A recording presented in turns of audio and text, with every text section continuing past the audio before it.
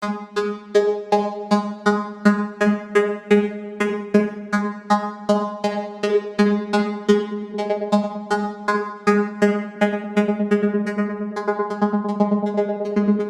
away in the northern hills of Lazio, far from the rush of Rome, lies Viterbo, a city where time has slowed and the Middle Ages have never truly ended.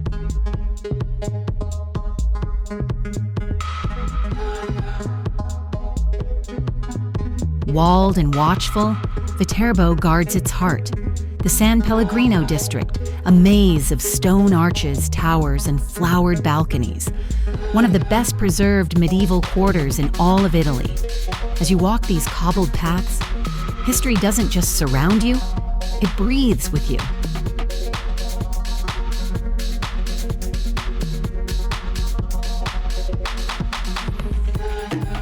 At the city's center stands the Palazzo dei Papi, once the residence of popes during the 13th century. Its solemn loggia, set against the sky, witnessed some of the church's most dramatic moments, including the longest papal conclave in history.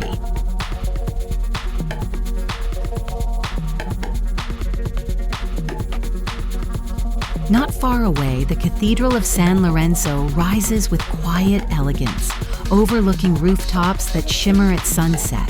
The scent of thermal waters drifts in from the surrounding countryside.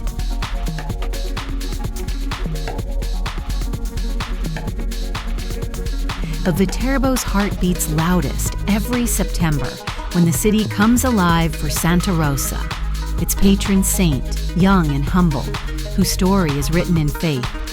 At the Church of Santa Rosa, her incorrupt body rests, while outside, thousands gather to witness the awe-inspiring Macchina di Santa Rosa, a towering, illuminated structure carried through the streets on the shoulders of devoted men in a ritual of light, strength, and soul.